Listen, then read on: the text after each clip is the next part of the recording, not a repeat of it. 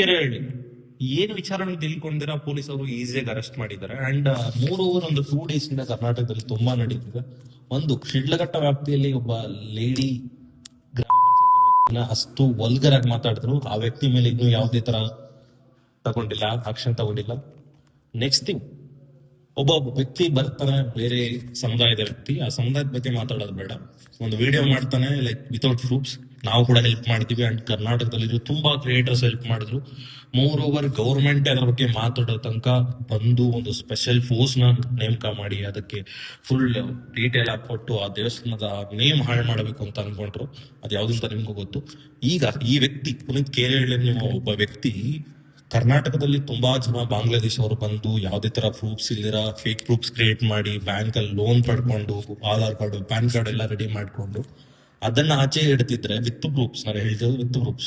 ಆ ತರ ವ್ಯಕ್ತಿನ ಪೊಲೀಸರು 2 ದಿನದಿಂದ ಕಸ್ಟಡಿಯಲ್ಲಿ ಇಟ್ಕೊಂಡಿದ್ದಾರೆ. ಅಂಡ್ ಮೋರ್ ಓವರ್ ಇದ್ರಲ್ಲಿ ತುಂಬಾ ವರ್ಸ್ಟ್ ಸಿಚುವೇಶನ್ ಏನು ಅಂತ ಹೇಳಿದ್ರೆ, ಯಾವುದೇ ಒಬ್ಬ ಪೊಲಿಟಿಕಲ್ ಲೀಡರ್ ಅದ್ರ ಬಗ್ಗೆ ಮಾತಾಡ್ತಿಲ್ಲ. ಅಂಡ್ ಮೋರ್ ಓವರ್ ನಮ್ಮ ಸೋ ಕಾಲ್ಡ್ ಕಂಟೆಂಟ್ ಕ್ರಿಯೇಟರ್ಸ್ ಅದ್ರ ಬಗ್ಗೆ ಮಾತಾಡ್ತಿಲ್ಲ. ಬಿಕಾಸ್ ನಮ್ಮವ್ರಿಗೆ ದುಡ್ಡು ಬರೋದು ಎಲ್ಲಿ ಬಂದ್ರೆ ಅಲ್ಲಿ ಮಾತಾಡ್ತಾರೆ. ಅಷ್ಟು ಬಿಟ್ಟು ಲೈಕ್ ಈ ತರ ವಿಚಾರದಲ್ಲಿ ಮಾತಾಡ್ಬಿಟ್ರೆ ಅವ್ರಿಗೆ ಏನೋ ಥ್ರೆಟ್ ಇರುತ್ತಾ, ಕಂಟೆಂಟ್ ಕ್ರಿಯೇಷನ್ ಮಾಡಕ್ ಬಂದಿದ್ಯಾ, ಥ್ರೆಟ್ ಇರುತ್ತೆ, ಎಲ್ಲ ಇರುತ್ತೆ, ಎಲ್ಲ ಆದ್ರೆ ಮಾಡ್ಬೇಕಿಲ್ಲ ಅಂತ ಹೇಳಿದ್ರೆ ಸೇಫ್ಟಿ ವೈಸ್ ಮಾತ್ರ ಮಾಡ್ಕೊಂಡು ಜನಕ್ಕೆ ಏನ್ ನೀನ್ ಸಂದೇಶ ಕೊಡ್ಬೇಕು ಅದು ಬಿಟ್ಬಿಟ್ಟು ಎಲ್ಲ ಮಾಡ್ತಿದ್ರೆ ಐ ಥಿಂಕ್ ಇಟ್ಸ್ ವೇಸ್ಟ್ ಅಂತ ಹೇಳ್ತೀನಿ. ನನ್ ಕಡೆಯಿಂದ ಏನ್ ಸಪೋರ್ಟ್ ಬೇಕಾದ್ರೂ ಕಮೆಂಟ್ ಬಾಕ್ಸ್ ಅಲ್ಲಿ ತಿಳಿಸಿ, ನನ್ನ ಕಡೆ ಏನಾಗುತ್ತೆ ಮಾಡ್ತೀನಿ ಅಂತ ಹೇಳ್ತಾ ವಿಡಿಯೋನಲ್ಲಿ ಮುಗಿಸೋಣ.